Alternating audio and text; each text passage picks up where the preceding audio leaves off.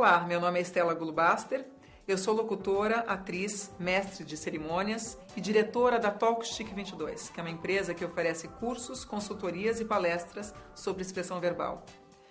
Nossa empresa, ela tem diversos produtos, todos eles focados para que você fale bem, se sinta confortável, seguro e, antes de tudo, tenha prazer de falar em público. Estou aqui para apresentar o primeiro volume da coleção especial sobre linguagem corporal. O objetivo é oferecer a você algumas ferramentas que serão muito úteis no seu dia a dia corporativo e social. Eu vou pedir uma coisa para vocês, que prestem muita atenção durante todo o tempo que estiverem assistindo essa gravação. Eu vou brincar muito, tirar muito sarro, mas tudo o que eu vou dizer vai ser extremamente útil para a sua vida.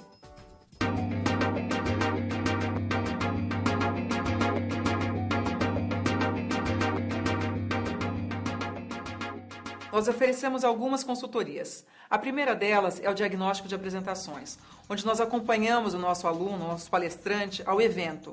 Observamos tudo, face e coerência, conhecimento do assunto, gestos eficazes, o comprometimento e a generosidade de passar a informação.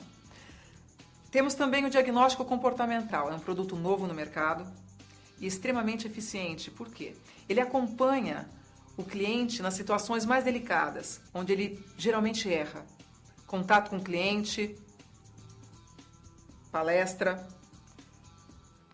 situações delicadas. Então, eu finjo que sou assistente do meu cliente e anoto tudo que eu observo de características positivas e menos favoráveis.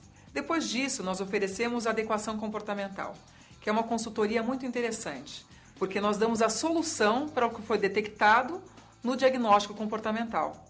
Então, se você treme demais a caneta diante do cliente, você mostrou ansiedade, a gente vai dar uma solução para o que você fazer com as mãos. Porque algumas pessoas têm realmente dificuldades em o que fazer com as mãos. Uma das soluções é o curso Arquitetura da Fala. O que é isso? Eu imagino que você nunca tenha ouvido falar sobre esse curso. Pois é, ele é novo no mercado. Novo e muito respeitado por aqueles que já fizeram e conhecem essa técnica. Ele trabalha a credibilidade da fala. Meu Deus, o que é credibilidade? O que é credibilidade na fala? Você já deve ter se perguntado. Você sai de uma reunião e fala, será que eu convenci? Será que eu falei rápido demais? Será que eu cometi os famosos vícios de linguagem que eu sei que eu falo, né? Toda hora eu vou estar falando para mim fazer, para mim comer, para mim mostrar. Esses são os maiores medos. A pessoa tem medo de errar. Ela tem um excesso de autocrítica. Então esse curso ele trabalha estratégia da fala. Primeiro, para que servem as pontuações e como eu devo utilizá-las? A pausa é a maior arma de um comunicador. Para que você preste atenção no que eu tenho para falar, é importante que você me ouça. Para que uma pessoa seja entendida, ela precisa materializar aquilo que ela fala. A pausa é para isso. Eu imagino o que eu vou falar e quem ouve imagina o que eu acabei de dizer. Então é fundamental. Se eu falo rápido demais, eu não tenho condições de imaginar aquilo que eu disse, e quem fala e quem ouve não tem condições de imaginar o que eu disse, enfim. Materializar é fundamental. Para isso, a arquitetura da fala serve, uma das utilidades da arquitetura da fala. A outra é dividir as informações por pacote. Eu vou passar a tratar as informações separadamente e vou interpretar. Eu vou me comprometer àquela informação, depois a outra. Vamos por partes. Já dizia Jack o Estripador, a gente tem que ter humor, tranquilidade e visão panorâmica das coisas. Não adianta passarmos informações em forma de avalanche. É preciso ter cuidado. Um outro curso que ajuda bastante também o nosso público é a expressão verbal. É o mais solicitado, é o que os concorrentes oferecem, mas tem um diferencial. Tem um diferencial, eu diria que fundamental. As técnicas nós passamos todas. Como andar até o palco, como organizar as ideias, como estruturar a sua informação, como lidar com o improviso.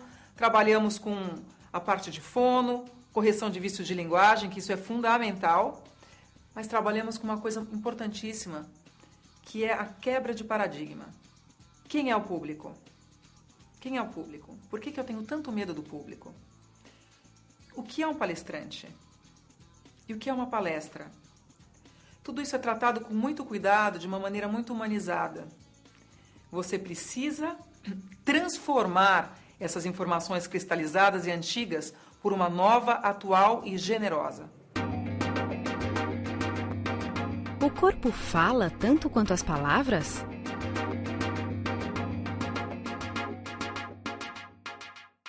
Depende. Se você tiver realmente interessado em ser um bom comunicador, você tem que ter o equilíbrio entre palavra e corpo e gesto. Se você tem o lado das palavras muito forte, você tem que ter um lado da expressão corporal também muito forte. Por exemplo, nossa, que ótimo que você está aqui. Entra, fica à vontade. Ou senão, eu não aguento mais esse tipo de coisa. É a última vez que você faz isso comigo. Vocês percebem que a mensagem, ela dessa forma é passada manca. Pela metade, a coisa não é eficiente. Se eu digo, nossa, que ótimo que você está aqui, entra, fica à vontade. Ou senão, é a última vez que eu digo, é a última vez que eu peço isso para você. Percebe que isso aqui complementa? E se eu faço assim para vocês? Não. Às vezes não diz mais do que a palavra, mas para isso o gesto tem que ser muito eficiente, tem que ser preciso, tem que ter qualidade. E gesto não quer dizer quantidade. Ser um bom comunicador não implica em criar muitos gestos, e sim ter gestos de qualidade e eficazes, coerentes. Agora tem uma coisa, depende muito de você. É extremamente importante que você se empenhe em se perceber, em administrar os seus gestos. Você vai investir, você vai buscar aquilo que você tem para dizer, você vai buscar o gesto apropriado. Todo mundo, todos, sem exceção, são comunicadores em potencial. Talvez a vida tenha te feito um pouquinho mais tímido, mais recolhido. Mas por que não? Se você está assistindo esse vídeo, certamente existe um interesse em se melhorar, em se tornar um comunicador mais eficaz, mais comunicativo. O gesto, ele existe dentro de você e ele está louco para sair. É só se perceber, arriscar um pouquinho e dosar. A comunicação não verbal pode me ajudar a conseguir o que desejo? Pode. Pode e muito. Em algumas situações, é mais interessante falar menos e ouvir mais. Mas ouvir mais não implica em não ter expressão. Então, enquanto você ouve, você pode expressar uma concordância, você pode fazer uma cara de desaprovação, uma cara de quem vai pensar. É claro que a comunicação não verbal, ela é importante, porque dá chance para o outro se expressar, para o outro te perceber que você é generoso, que sabe ouvir. É ótimo. Agora, não dá para delegar tudo ao gesto. É importantíssimo emitir sua opinião verbalmente. Tem um detalhe. Em contrapartida, o gesto mal feito, o gesto errado pode aniquilar boas negociações ou uma apresentação, uma palestra, por exemplo. Olha só, se eu digo, não, ele é ótimo, eu gosto muito dele. Com essa cara. O que é que você acha? Que eu gostei ou que eu não gosto muito dele? Que eu gosto ou não gosto muito dele? Olha só. Não, ele é ótimo. Eu gosto muito dele. Vocês perceberam a minha narina? As minhas narinas, olha só. Eu gosto muito dele. E um sorriso meio cínico, meio falso. Então, eu me vejo obrigado a dizer que eu gosto muito dele, mas a minha expressão não consegue dizer a mesma coisa. Quem está te ouvindo vai olhar a expressão, ela vai acreditar na expressão, não no que você disse. Portanto, se tiver que usar da expressão facial, da expressão corporal, que ela seja coerente ao que você está dizendo. Não dá para dizer uma coisa e expressar outra. Tá certo? Dizem que os gestos, a postura e os movimentos revelam o estado emocional da pessoa. É verdade? 100%. Imagina, olha só que situação esquisita. Eu estou numa reunião, estou muito interessada no que você tem para me dizer, mas olha só minha postura. Ó. Eu estou aparentando estar bem interessada no assunto? Não está faltando um comprometimento? E se eu ficar fazendo assim durante a nossa conversa? Enquanto você fala. Eu tô serena, tô sabendo ouvir, ou eu tô te deixando muito ansiosa? Os gestos, a postura, tem tudo a ver com o seu estado emocional. Lógico que a gente deve demonstrar, que a gente deve expressar o que você sente. A gente deve demonstrar isso. Mas temos que ter um termômetro de bom senso para não demonstrarmos demais aquilo que não é preciso e que não é adequado. Ou seja, adequação é a palavra certa. Eu estou num ambiente onde eu posso extrapolar as minhas emoções. Se é um ambiente corporativo, eu tenho que ser um pouquinho mais enxuta nas minhas emoções. Se eu estou num ambiente social, eu tenho que perceber. É um ambiente social muito sofisticado? É um ambiente despojado, extrovertido? Então, a adequação é fundamental. Mas o gesto, a emoção, a postura, ela é fundamental para a comunicação acontecer. É preciso. Todos temos essa característica, a da emoção. Todos temos a característica de uma boa postura ou de uma má postura. Eu mesma já estou um pouco incomodada de estar sentada daquele jeito que eu mostrei para vocês. Eu já sinto necessidade de me acomodar e sentar nos isquios. Já ouviram falar dos isquios? Pessoal da produção, já ouviram falar? São os ossinhos que a gente tem debaixo do bumbum. São 2 ossinhos, eles devem estar perpendiculares ao solo. Olha só, eu fico elegante naturalmente. Eu não tenho que forçar a minha coluna. Agora, se eu coloco os isquios na diagonal ao solo, eu tento ficar com uma postura adequada e daqui alguns segundos eu já abaixo. E aí eu fico completamente deselegante. Dá para perceber? Olha só. Quando eu quero demonstrar interesse no que a pessoa está dizendo, eu vou projetar o meu tronco para frente. Isso é comprometimento. O que é face coerência?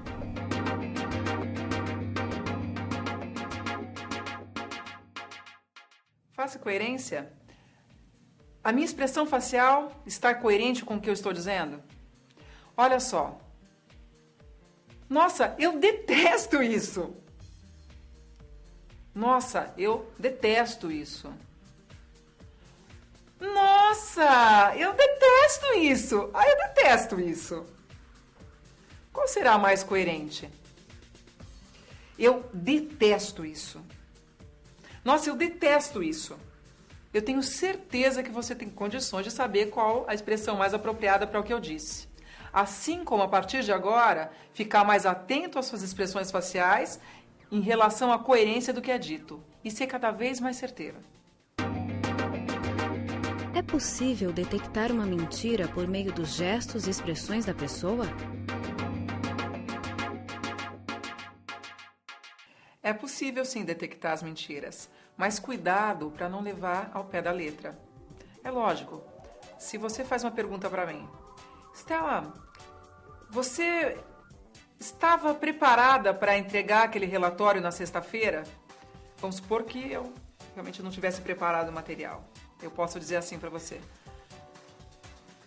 Eu estava. Realmente eu preparei e, como você pode perceber, o material está aqui todo pronto. Olha só, eu olhei para cima, o meu olhar foi impreciso e eu não sei se você reparou, o meu olhar ficou um pouquinho arredondado. É um termo que eu uso. As mulheres vão me entender mais do que os homens, porque o homem geralmente faz isso quando mente. Para as mulheres casadas e as mulheres com seus namorados, a partir de agora vocês têm uma grande arma nas mãos.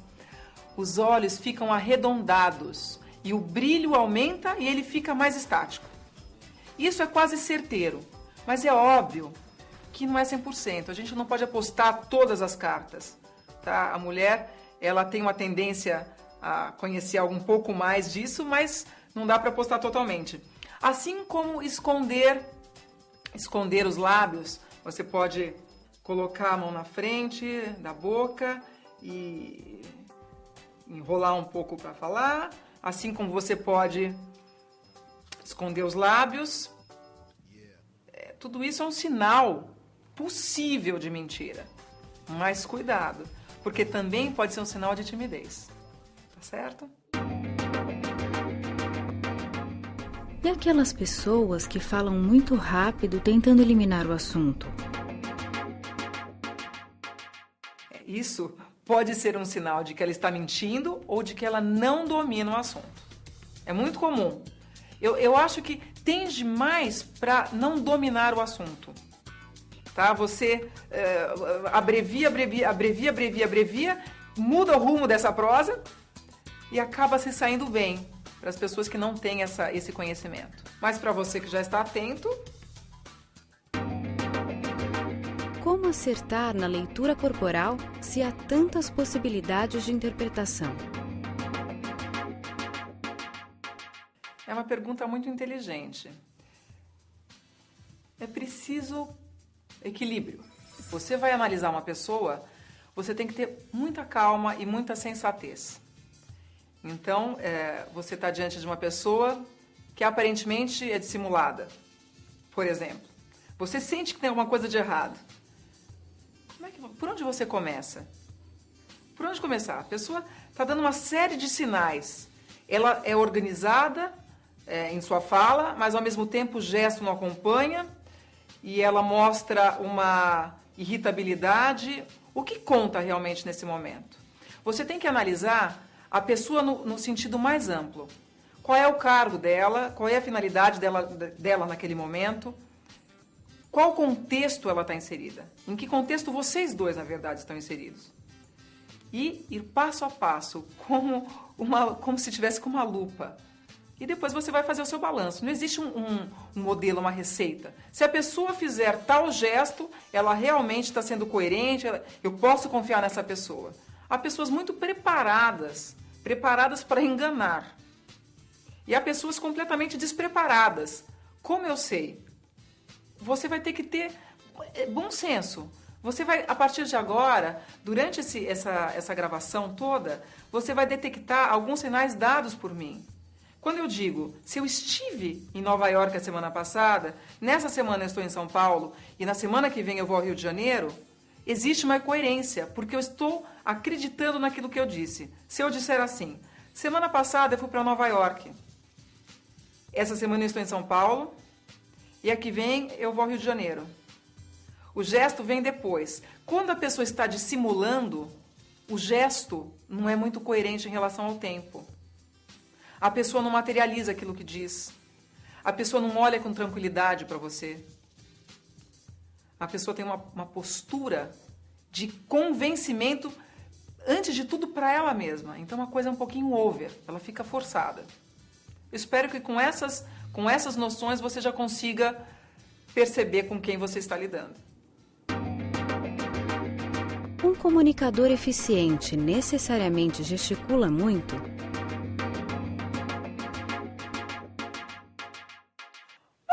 Imagina! Você acha que é importante gesticular tanto? Lingua italiana. Nada contra porque eu sou descendente de italiano. Mas o fato é que algumas pessoas se equivocam nesse sentido, nesse aspecto.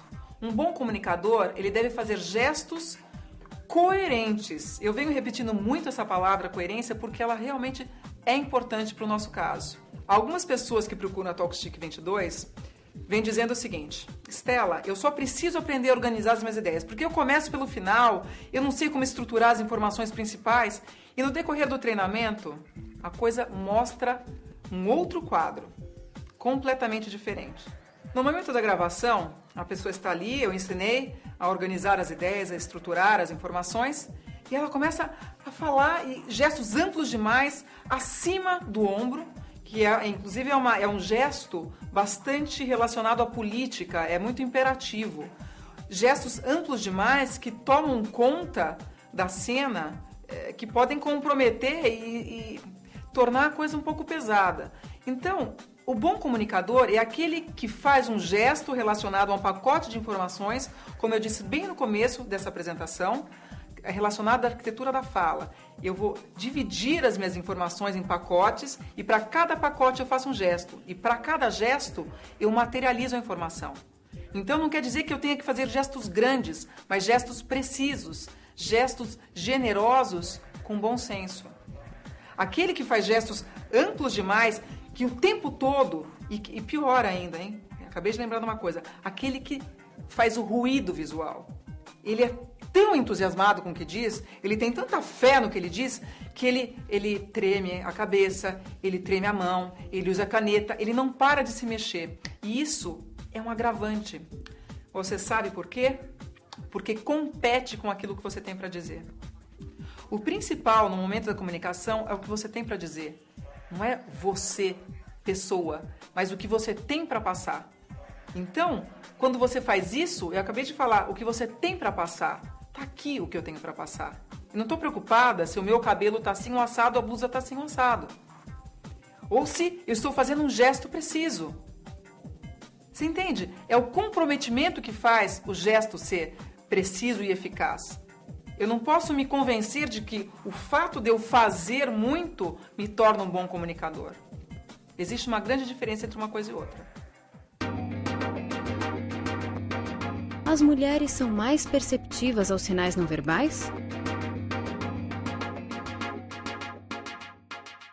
Mulheres, mulheres, mulheres. Nós e nossa intuição. Nós somos muito perceptivas, sim, aos sinais dados, às mensagens passadas pelo interlocutor.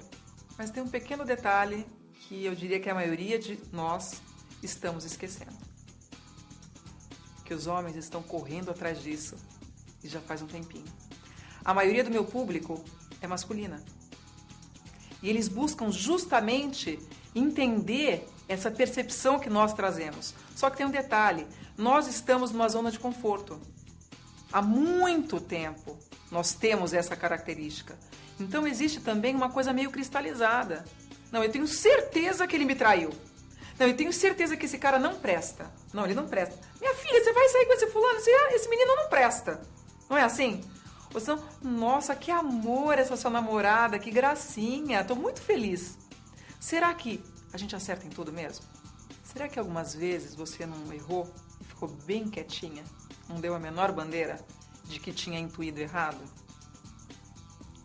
Eu, particularmente, já perdi as contas. Então, cuidado com a intuição, ela falha, mas ela também acerta. Para tomar uma decisão importante, você deve ligar todas as suas antenas, todos os seus sentidos, e lançar a mão, para que tenha sucesso, ou para que depois não se arrependa. Mas no momento de julgar um outro, é muito importante ter bom senso, pensar em todas as possibilidades. Se tiver que se preparar para uma situação corporativa, você intui que fulano é muito difícil, você vai preparada para uma situação difícil e para uma situação um pouquinho mais maleável, porque você pode errar, você pode se surpreender. E isso é o mais gostoso da vida. A intuição, ela é rica, mas o imprevisto, ele é muito mais saboroso. Saber lidar com o imprevisto é muito saboroso. O ambiente pode mesmo ajudar ou atrapalhar no processo comunicativo? É muito comum as pessoas dizerem: eu não consigo falar porque eu não conseguia falar com aquele cliente porque o celular dele não parava de tocar. É lógico que não é educado, não é de bom tom deixar o celular ligado durante uma reunião. A gente deve deixar desligado ou no vibracol. E se tiver que atender, eventualmente avisar a outra pessoa que você vai ter que atender o telefone. Tudo bem. Agora, um avião passando, imagina você durante uma palestra, não num auditório preparado, mas no teu escritório mesmo. Passa um avião, você para.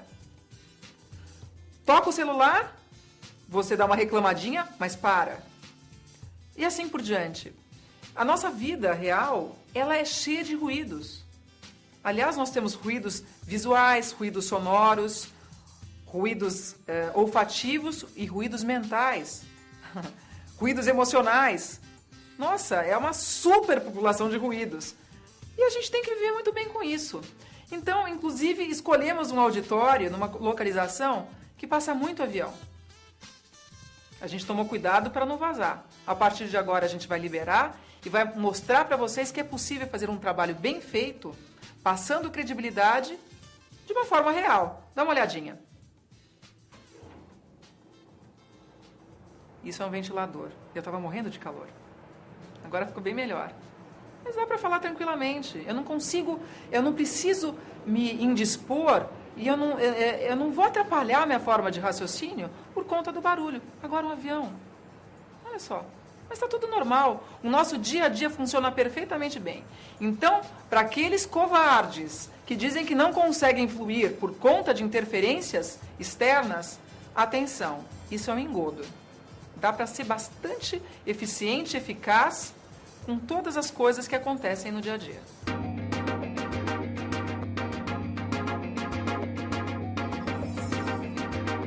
Olhos que não fixam. Imagine que a pessoa com quem eu estou conversando está bem à minha frente. Chato, não é mesmo? Falar com alguém que não olha para você é irritante demais. Olhos que não fixam dão a impressão de que a pessoa quer fugir, tem medo de encarar, está devendo algo ou então morrendo de vergonha. Quem olha assim passa insegurança, falta de autoconfiança e demonstra desinteresse pelo outro. Evite. Olhar acima da plateia. Talvez você conheça este tipo de sujeito. Aquele que numa apresentação em público não olha para ninguém na plateia. Ele simplesmente olha acima dela. Passa os olhos de um lado para o outro, mas não troca olhares com ninguém. Eu chamo isso de covardia. Puro medo de se deparar com olhares de crítica ou de dúvida. Quem olha assim, acha que com essa atitude evita a ansiedade provocada pelo desafio de interpretar o que sua plateia está achando. Mal sabe ele que, agindo dessa maneira, perde a oportunidade de poder controlar a situação e, se for preciso, revertê-la a seu favor. Olhar por cima. Você está querendo me matar, fala a verdade. Receber um olhar deste deixa qualquer um bastante incomodado. É o olhar da arrogância, aquele que só as pessoas que se acham muito lançam espontaneamente. Note que ele não vem sozinho. Surge acompanhado de movimentos labiais, gestos e toda uma postura corporal. O queixo fica levemente levantado, os ombros se projetam para cima, o peito infla. Um olhar que irrita o interlocutor e provoca distanciamento. Olhar de baixo para cima.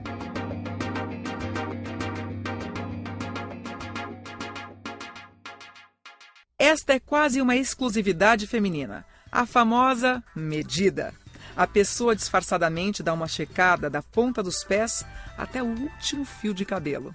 Quando surpreendida, ela abre um sorriso cínico ou, sem mostrar os dentes, dá um sorrisinho falso. Geralmente é um sinal de inveja, falta de autoconfiança e até de autoestima. Quem mede muitos outros reflete uma insegurança enorme. Olhar de vitimismo.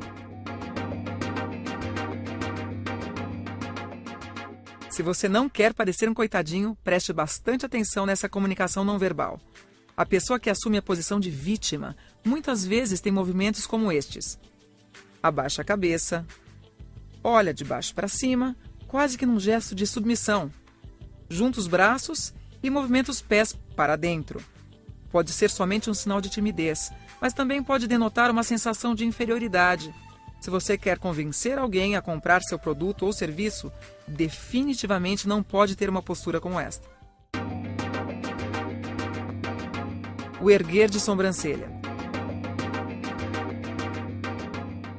Um simples erguer de sobrancelha pode sugerir múltiplas interpretações.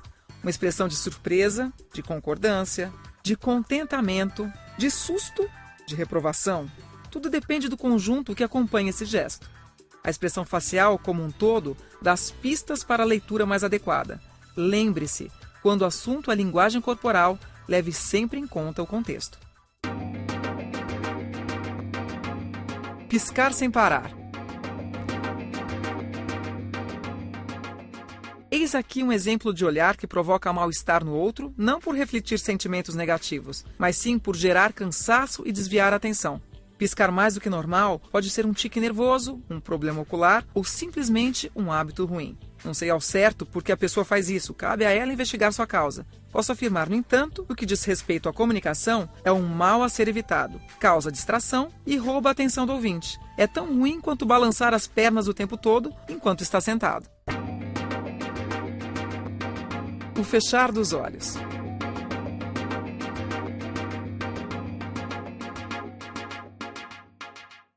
Algumas pessoas têm a mania de fechar os olhos durante uma conversa. Enquanto falam ou comentam determinados assuntos, permanecem a maior parte do tempo com os olhos fechados. Em geral, são pessoas que também balançam muito a cabeça e têm movimentos lentos. O pior de tudo é que muitas delas fazem isso na tentativa de serem agradáveis, de demonstrarem concordância. Uma tremenda armadilha. A verdade é que é muito chato falar com alguém que não te olha. Dá vontade de dizer, abre os olhos, eu estou aqui, viu? Se você se enquadra nesta categoria, é hora de mudar.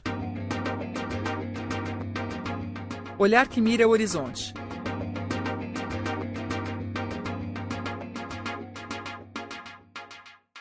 Um olhar bastante visto em palestras.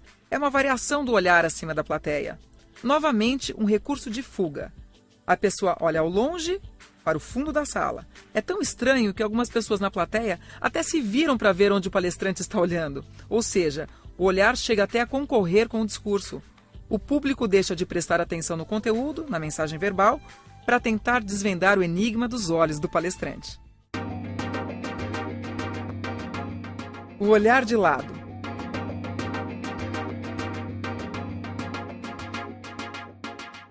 O olhar do espertalhão.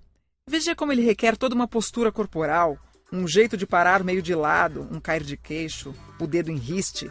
A pessoa que olha assim acha que sacou toda a situação, que decifrou o que você está pensando, que entendeu o que você quer dizer como ninguém o faria. É um olhar de suspeita misturada com interesse.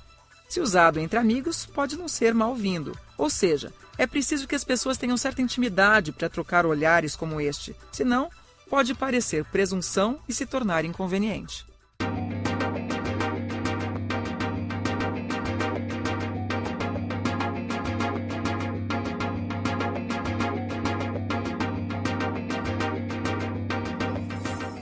Posso aumentar meu poder de convencimento através da linguagem corporal? Você pode sim aumentar sua capacidade de convencimento. O gesto, ele é muito importante para fazer com que a pessoa acredite naquilo que você está dizendo. Então, se eu vou vender uma ideia, se eu quero lançar mão de uma ideia ou de um produto, a pessoa tem que enxergar aquilo, enxergar a viabilidade daquilo. Então, eu tenho que materializar, mais uma vez, voltando a esse ponto. Existe muito a questão do espelhamento. Eu olho para o outro e faço e passo a ter um comportamento semelhante ao dele. Isso pode ser muito útil e muito funcional. Mas você também tem que ter essa capacidade de administrar, de enxergar os sinais dados e saber se a melhor coisa que você faz é imitar o comportamento da outra pessoa. Se você está conversando com uma pessoa muito agitada, muito estressada, será que é o caso de fazer o espelhamento? Será que é o caso ter um comportamento agitado e potencializar essa característica que não é positiva numa negociação? Acho que não. Então, o que eu sugiro? Se você tem diante de você uma pessoa muito agitada, faça o oposto. Mas o oposto numa medida certa, porque também se devagar demais, essa pessoa agitada, como ela está ansiosa, ela não vai suportar tamanha calma. Então, um pouquinho mais tranquila, fazendo com que essa pessoa abaixe um pouquinho o estado de ansiedade dela, para vocês terem uma conversa que possa render frutos.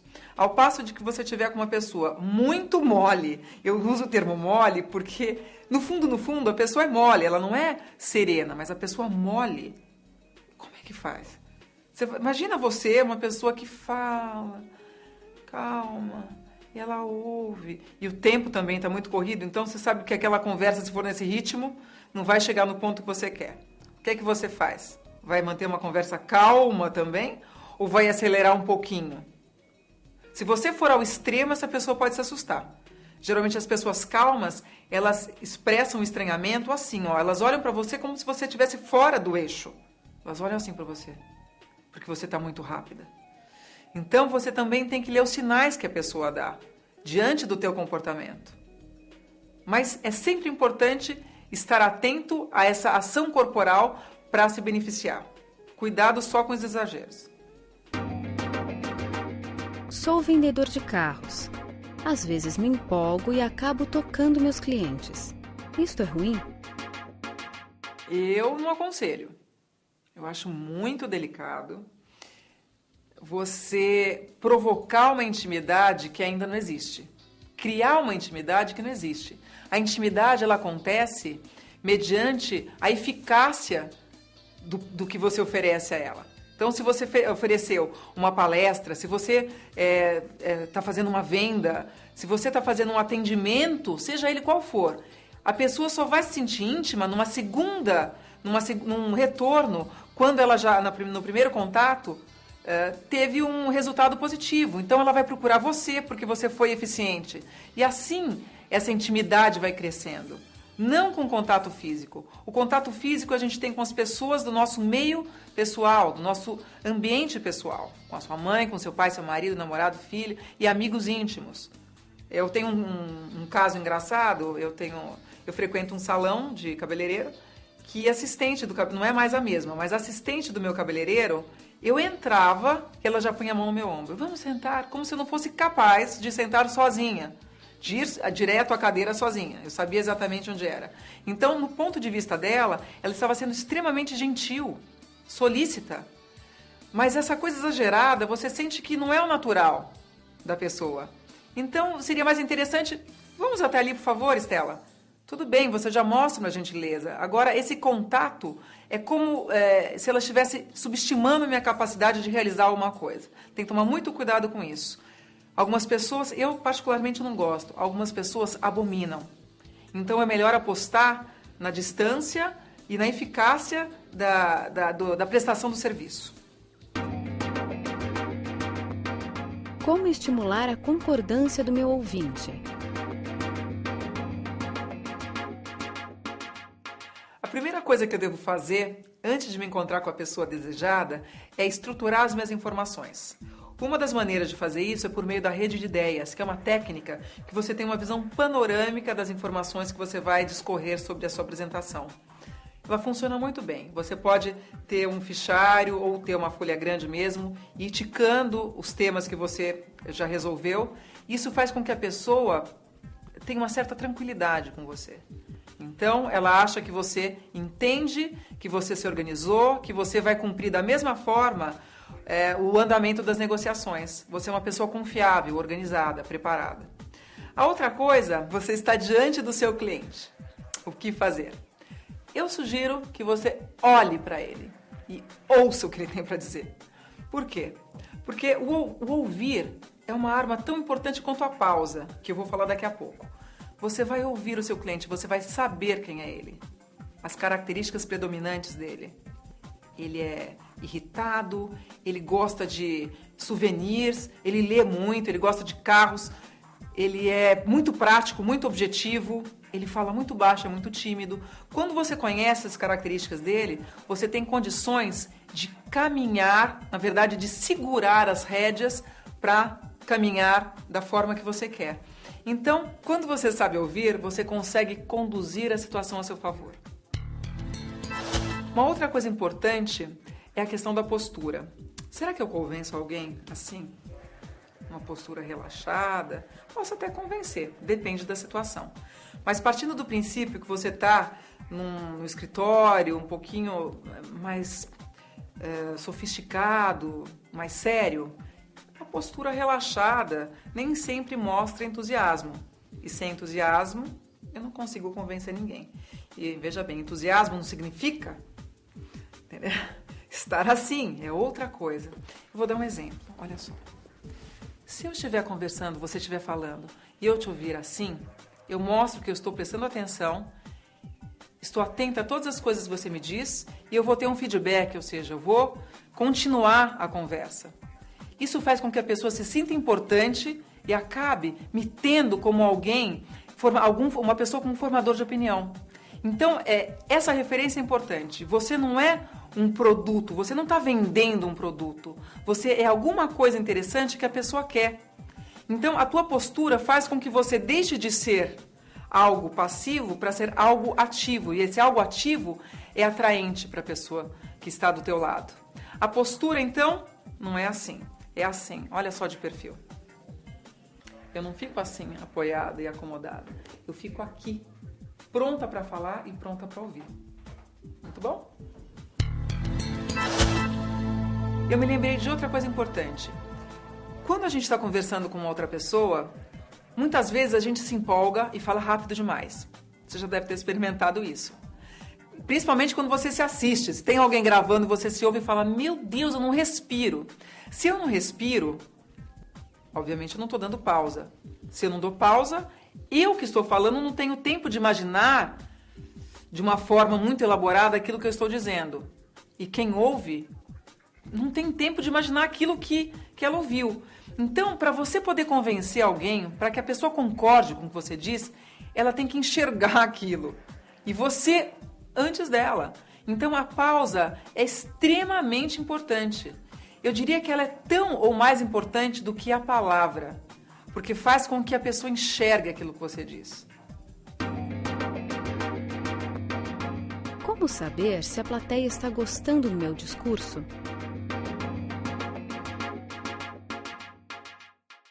Nossa, essa questão ela é muito, muito importante, porque as pessoas que procuram a Talkstick 22, elas vêm sempre com a questão do quando eu me deparo com o público é um problema tremendo. Por quê é um problema? Porque existe o excesso de autocrítica. Eu não me admito errar. Eu não aceito que as pessoas façam alguma pergunta que eu não saiba responder. Eu tenho vergonha de ser desmascarado. Eu tenho medo de ser desmascarado. Então, o que acontece? A pessoa está ali na plateia. Olha só, eu sou plateia agora, tá bom? Então, estou na plateia e eu estou te assistindo. Eu estou com uma cara inexpressiva, não? Será que isso quer dizer que eu não estou gostando do que você está falando? Ou será que eu estou prestando atenção e absorvendo? E se eu estiver assim? Será realmente que eu estou fechado às suas informações?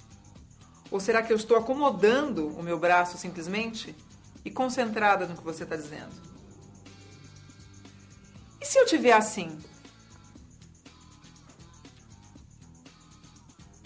E se eu estiver assim? Ó, aqui bem na minha boca agora, hein? Ó.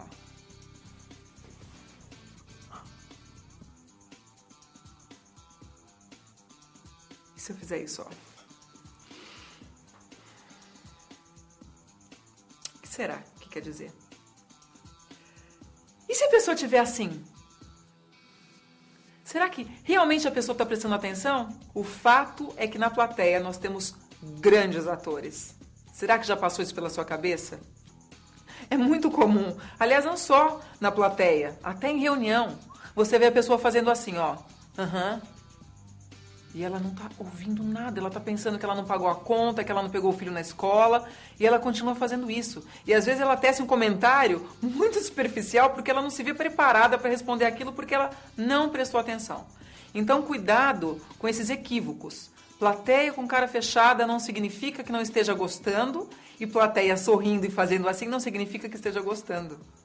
Vocês percebem? Então, essa história do medo da plateia, ou esse medo de não agradar, ele é delicado, é uma sintonia fina. Você tem que acreditar, tem que ler os sinais, mas a não ser que a plateia toda esteja com a cara fechada. Mas um ou outro não é razão para você se desestruturar e achar que sua apresentação está sendo um fracasso, tá? Então, olha no geral. Se um ou outro tiver com as costas desencostadas da poltrona, do encosto da poltrona, se um ou outro tiver com os olhos brilhando, se eles estiverem anotando as informações, entende? Isso vale a pena. Um ou outro não dá para agradar todo mundo. Para evitar a ansiedade, posso olhar para um ponto fixo e pronto? De jeito nenhum. Algumas pessoas nos procuram dizendo que levam bem a apresentação porque elas marcam um ponto fixo no final do palco, acima da plateia, e fazem sua apresentação ali, vão embora. Engatam em primeiro e vão embora. O que acontece? Se você não olha a plateia, você não tem a referência de se está indo bem ou não, de estar indo bem ou não. O que acontece? Como é que você pode reverter o andamento da sua apresentação? Por pura intuição, nesse caso a intuição não funciona. Então o que eu sugiro? Se você tem uma plateia grande, divida essa plateia toda em 6 partes, por exemplo, 4 ou 6 partes.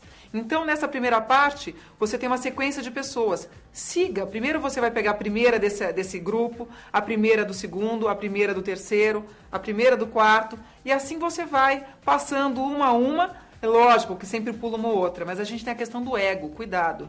Se você eleger uma pessoa da plateia, é uma faca de 2 gumes. Essa pessoa pode gostar muito, se sentir assim, o ego ir lá para cima, ou ela pode falar, por que fala só para mim?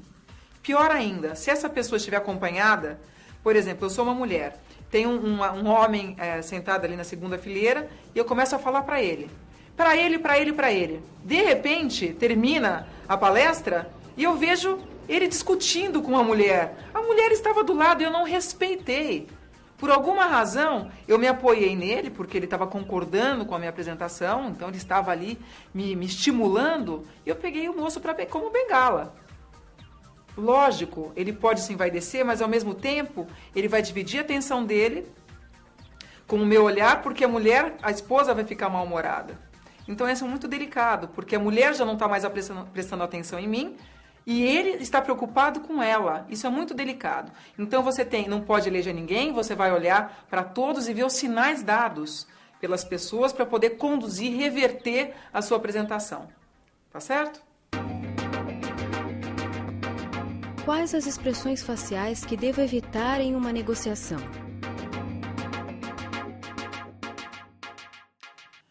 Algumas. Uma delas é isso aqui, ó.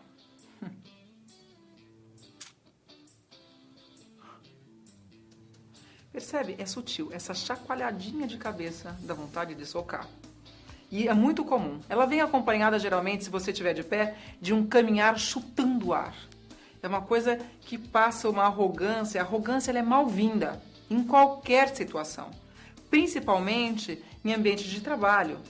Se você está numa negociação, é um toma lá da cá. Você oferece uma coisa, o outro vai pagar, você vai receber. Enfim, é bom que haja um casamento próspero, inclusive para futuras negociações. Então, a prosperidade, ela começa já na primeira história, no primeiro momento. Eu digo sempre que as primeiras páginas de um livro são decisivas para você continuar a ler ou não. É a mesma coisa numa negociação, numa apresentação, numa palestra. Se você começa mal, depois é difícil reverter. Outra expressão fatídica é a carinha de medo. O medo existe. Você não é o único que tem medo. Eu tenho medo também, sabia? Eu também tenho medo. Apesar de ser especialista em expressão verbal, antes de me apresentar, meu coração também dispara. Antes de uma reunião importante, o meu coração também dispara, eu também transpiro. Tudo isso é normal. O importante é você não deixar transparecer isso. Tá? Então, é lidar com situações. Não é tentar eliminar uma coisa que é natural do ser humano. Então, a expressão de medo, geralmente, ela vem acompanhada do olho estatelado, aquele olho assim, olha só. É uma coisa, eu não sei porquê, o olho e a pupila geralmente aumenta. Então você fica com aquele olho estatelado e muitas vezes a face um pouquinho rosada. É lógico que numa situação em que você tem que passar credibilidade e segurança para outra pessoa, a expressão de medo não vai cair bem. Agora, se você está com a sua equipe preparando um orçamento, se você fizer uma cara de medo porque você acha que aquilo não vai ser uma boa ideia, por exemplo, olha, eu não sei se a gente deve aumentar essa porcentagem no orçamento. Eu estou aqui falando, eu estou com medo. Eu acho que a gente vai perder o cliente se for assim. cai muito bem. Você está sendo sincero e você é capaz de convencer o seu companheiro de trabalho só pela sua expressão. Você pode falar, o que você acha, Estela, da gente colocar mais 25%? Eu não vou falar nada. Eu estou mostrando que eu estou temerosa. E isso pode ser suficiente para o seu companheiro rever essa porcentagem. Posso dar sorrisos e risadas ao tratar de negócios?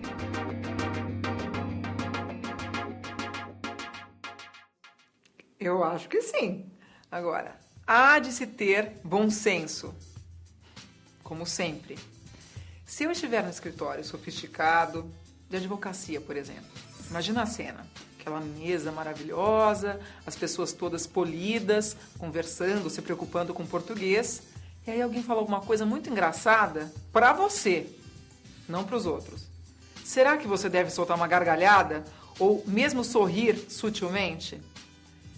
Talvez não seja o caso. Talvez isso seja uma razão para as pessoas te interpretarem mal e até o rompimento de uma boa negociação. Se, por exemplo, o advogado principal do escritório soltar uma gargalhada, lhe dá o direito de dar uma gargalhada também? Não.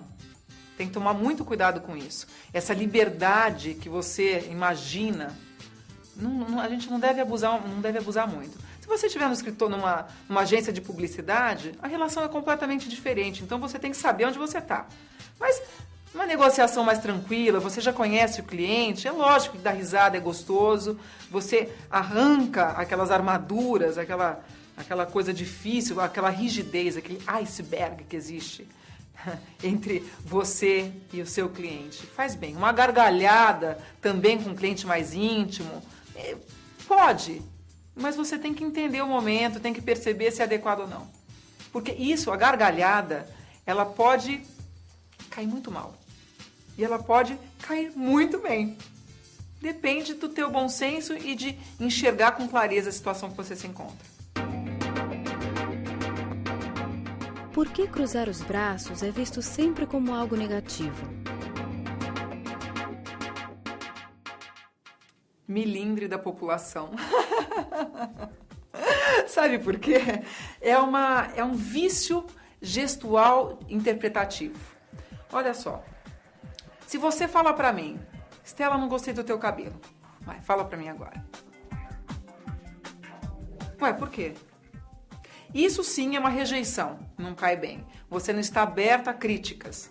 Agora, se eu tô fazendo uma apresentação e eu preciso me recordar de alguma coisa, então eu caminho, cruzo os braços e digo, eu não sei se foi em 2002 ou 2003 que nós tivemos contato com esse cliente.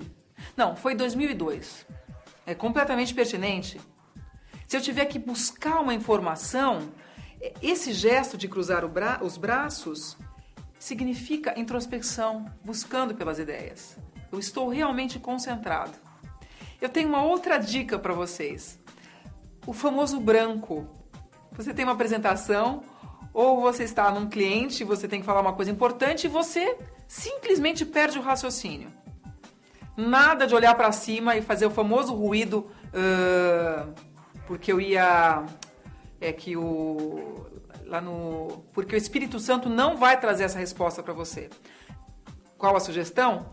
Olhe para baixo, você pode cruzar os braços, como se você estivesse buscando a melhor forma de dizer aquilo que você não lembra, diga-se de passagem, mas ninguém sabe. Então você pode cruzar os braços ou então olhar para baixo, para fazer um mise-en-scène de que está buscando a palavra certa. Para lembrar, nada como uma boa respiração. Quais são os sinais que sugerem que eu sei ouvir?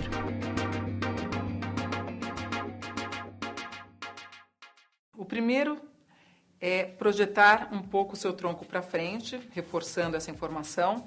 O segundo é o olhar verdadeiro. Não adianta fazer aquele olhar estatelado assim, ó, sem ritmo. É um olhar que vai variar conforme as informações chegam. Se você conta uma coisa interessante que você está muito feliz, você espera que o outro tenha um feedback facial. Nossa, é mesmo? Que bacana, quer dizer. Então, preste atenção no que a pessoa diz e busque o sentimento dentro de você que reflita na sua face. Então, você não precisa interromper para dizer que você está gostando, que está ouvindo. Uma expressão. Por exemplo, você está no escritório com uma colega de trabalho e ela vem até você e diz o seguinte: menina, eu fui promovida, você acredita? Aí você faz assim: ah, que bom, boa sorte, que ótimo. Ah, pintou uma inveja aí, hein? Olha, para você ser querida no ambiente de trabalho, é bom você rever os seus conceitos pessoais antes de qualquer coisa. Cada um tem seu momento de brilhar, cada um tem a sua hora de ser promovida, de conquistar o seu espaço. Então, vamos relaxar, tua colega foi promovida, torça realmente para que ela se dê bem, porque você ainda tem no seu time uma pessoa que te quer bem e que está um cargo acima de você. Não é bom isso? Outra coisa importante, não se usa o termo menina. Colega, pelo amor de Deus. Minha filha, você não acredita. Meu amor e minha querida. Isso tudo são termos populares. Não cai bem. Cuidado. Eu sei que cria uma intimidade, a tua melhor amiga do trabalho, mas tente ser uma referência. Vai ser mais bacana. Outra coisa. Se a pessoa disse que foi promovida, qual seria, a partir do momento que você já fez uma autorreflexão, que você decidiu ficar feliz, o que você tem que fazer? Que ótimo! Boa sorte para você. Você não precisa sorrir ardentemente. Ai, que ótimo! Você não precisa. Mas se você realmente acreditar e torcer por ela, a tua energia toda vai ser transferida e ela vai perceber. Então, essa veracidade é importante. Não existe um modelo, um protocolo a se seguir para ser querida e para demonstrar que você torce pela outra pessoa ou que você sente muito por uma coisa ruim que tenha acontecido com ela. Mas se você for verdadeira, você cumpre o seu papel. Como aumentar minha credibilidade em uma reunião?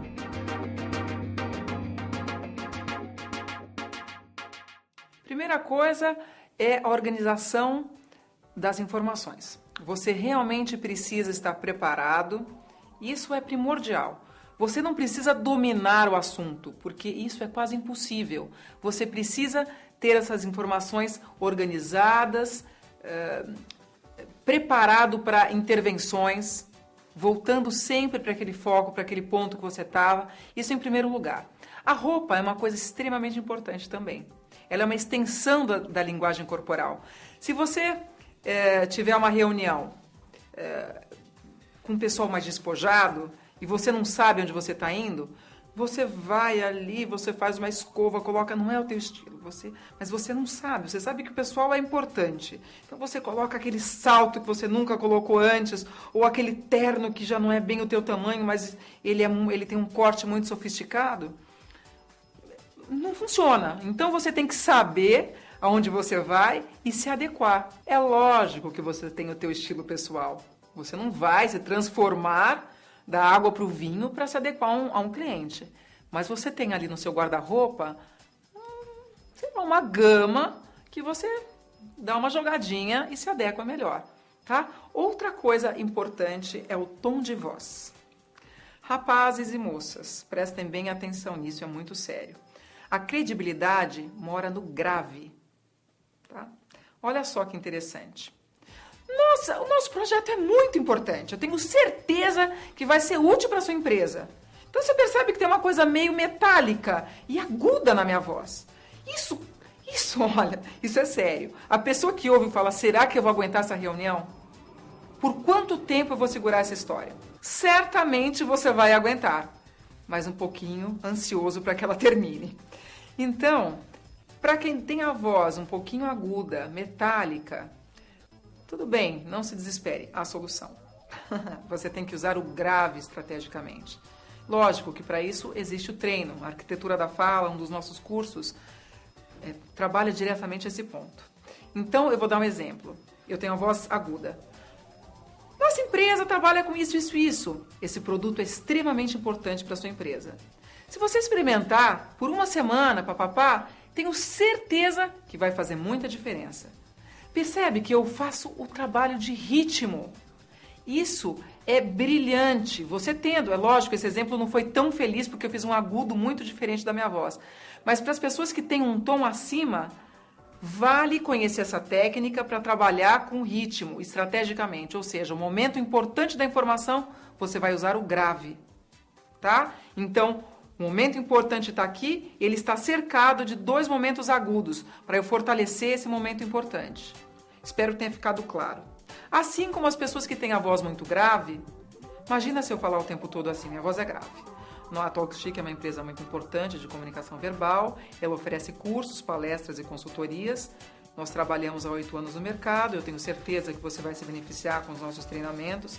Percebe que fica monotônico e passa a ser cansativo também. Da mesma forma que a pessoa que fala suave o tempo todo, tudo isso faz com que eu perca o meu poder de encantamento. Então, para o caso da pessoa que tem a voz grave, eu vou usar o grave, minha zona de conforto no momento de credibilidade, e também vou usar agudo antes e depois para fortalecer a mensagem mais importante. Porque a forma de falar acaba materializando aquilo que você diz, tá? Eu não sei quem vem primeiro, se é a materialização ou se é o que você diz. Eu sei que os 2 são importantíssimos. Essa união é um casamento feliz. Então, se eu materializo aquilo que eu digo, eu convenço, eu trabalho com a credibilidade, eu acredito no que eu falo. Como é que eu materializo? O meu corpo inteiro está junto. A minha mente, a minha forma de falar, tudo está levando a materializar aquilo que é dito. Por exemplo, o meu escritório é na Vila Olímpia. Eu posso fazer isso. O meu escritório é no Brooklyn. A minha mesa, ela é muito bonita. Ou senão, eu preciso consertar essa cadeira, ela tá meio manca. Ou senão, nossa, coitada da dona Joana, ela tá com um probleminha na coluna, tá meio torta. Percebe que quando eu faço isso, você enxerga a dona Joana, você cria uma dona Joana. Imagina a dona Joana meio torta. Agora, se eu digo, coitada da dona Joana, deixa eu fazer uma expressão, menos expressão. Coitada da dona Joana, ela tá meio torta, né? Nossa, é muito raso, a gente tem que tomar cuidado com isso.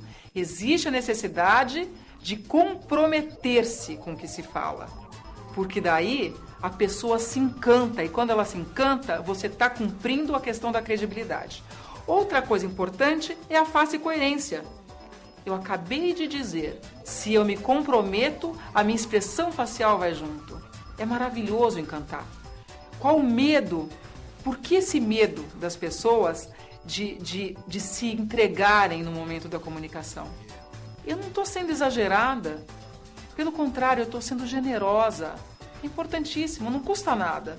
Vale experimentar. Se você estiver achando que está um pouco a mais, vai ajustando com o tempo, você vai chegar num ponto bacana.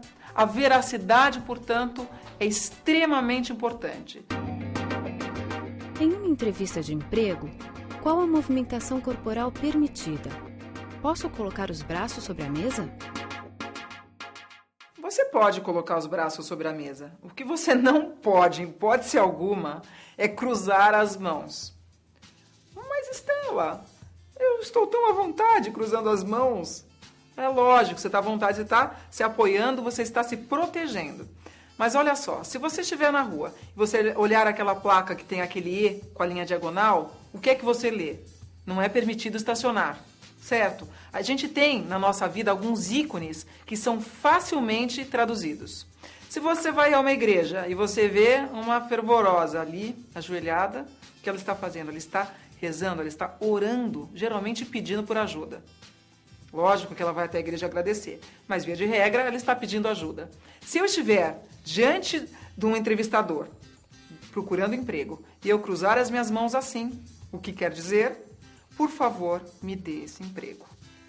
E, na verdade, os papéis não devem ser colocados dessa forma. Você precisa sim do emprego, mas a empresa precisa do seu serviço. Você tem competência para oferecer alguma coisa de muito útil e importante e decisivo para aquela empresa. Então, se posicione como um ponto a favor, não como um produto comprável, nem vendável. Se valorize um pouquinho mais. Essa posição é uma posição subalterna, humilde demais.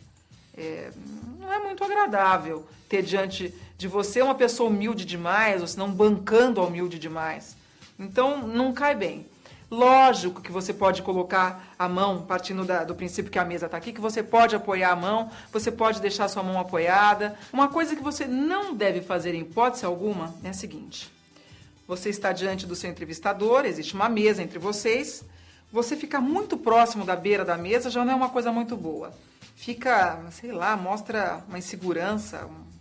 Normalmente a gente não gruda na beira da mesa. Outra coisa ruim é ficar com a mão, uma vez você próximo à beira da mesa, ficar com a mão ou com as mãos apoiadas nas pernas. Por que não é legal? Primeiro que mostra dá uma sensação de impotência, de falta de ação. Outra coisa é que você deve sempre gesticular. Lógico que sem excessos, mas você deve materializar, como eu já disse várias vezes. Então, se você é destro, principalmente a mão direita livre. Nada de deixar a mão direita presa com uma caneta, com papel. Se você é destro, segure sempre com a mão esquerda e mantenha a mão direita livre para poder materializar, convencer e seduzir o outro. Ao invés de dizer exatamente o que você deve fazer, eu acho que vale mais dizer o que você não deve fazer. Então, se você estiver em mãos o currículo, nada de ficar usando o seu currículo como bengala, segurando ali em cima da mesa, tocando toda hora, puxando. Nada disso. Como eu acabei de dizer, mantenha a mão direita ou as duas mãos livres para poder materializar. Isso aqui é bengala, é covardia. A pessoa que está entrevistando percebe essa fragilidade. Assim como não segurar o currículo, não segurar a caneta o tempo todo. Algumas pessoas fazem uma coisa que eu não consigo, um dia eu vou conseguir, mas para fazer em casa ou quando eu estiver estudando. Ficam girando a caneta, é coisa assim, nossa, como eu sou ágil. Eu não tenho que mostrar isso dessa forma. Eu vou mostrar minha agilidade com a forma de pensar e com a rapidez de responder a pergunta feita. Esse negócio de segurar a caneta é bengalinha. Pior do que segurar somente a caneta é começar a fazer isso aqui enquanto a pessoa pergunta. Isso é péssimo. Isso aqui atrapalha o andamento natural da pessoa. Isso aqui afirma, eu já entendi o recado, dá para acelerar? Isso é uma pura falta de educação. Além de tudo, é um ruído sonoro, não cai bem em situação nenhuma. Você está colocando isso como um adversário, porque esse som está concorrendo com a tua informação e com as suas informações gestuais, faciais e orais. O modo adequado de iniciar uma palestra e de aguardar antes de uma apresentação em público. Dirigir-se a um palco, a um público ou simplesmente à frente de uma plateia não é fácil. Eu sei bem disso. As mãos suam, a barriga gela, a boca seca e as pernas tremem. Comigo também é assim. A boa notícia é que é possível não deixar a ansiedade transparecer. Uma boa maneira é aprender a parar do jeito certo logo ao dar início à sua apresentação. Veja como os pés devem estar paralelos na mesma direção dos ossinhos dos quadris. As mãos podem estar à frente, unidas atrás do corpo ou suspensas no ar. Tudo depende da situação, do nível de formalidade que ela exige e do seu modo de ser. O modo errado de iniciar a palestra e de aguardar. Veja o outro lado. Muitas vezes, para afirmar sua masculinidade, certos homens abrem demais as pernas, afastando-as o máximo possível. Esta postura, além de desviar a atenção do público, pode passar uma mensagem equivocada. O jeito de parar que expressa elegância e autoconfiança. Imagine como se tivesse um fio no topo de sua cabeça, puxando para cima, alongando você o máximo possível. A postura que denota elegância pede quadris encaixados e tronco ereto de uma forma natural. A postura da vítima. Se você quer convencer alguém, use o corpo a seu favor. Fuja dos ombros caídos, da cabeça baixa e do olhar irrequieto. Não se apequene diante do outro. Ao contrário, cresça. Não se movimente como se quisesse se esconder. os gestos proibidos em uma palestra. Existe uma seleção de gestos que eu costumo classificar como obscenos, preferidos de certos palestrantes, políticos e outros profissionais que se apresentam em público.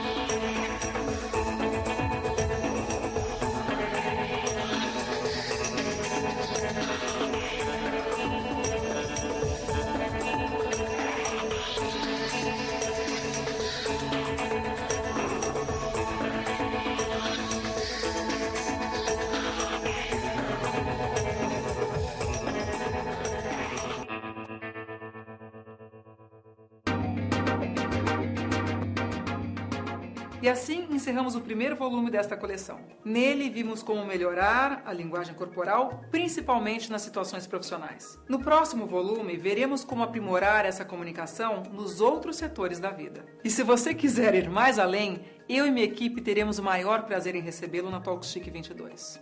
Sucesso em suas palestras, em seus negócios, nos fechamentos de contrato e em todos os sentidos da sua vida.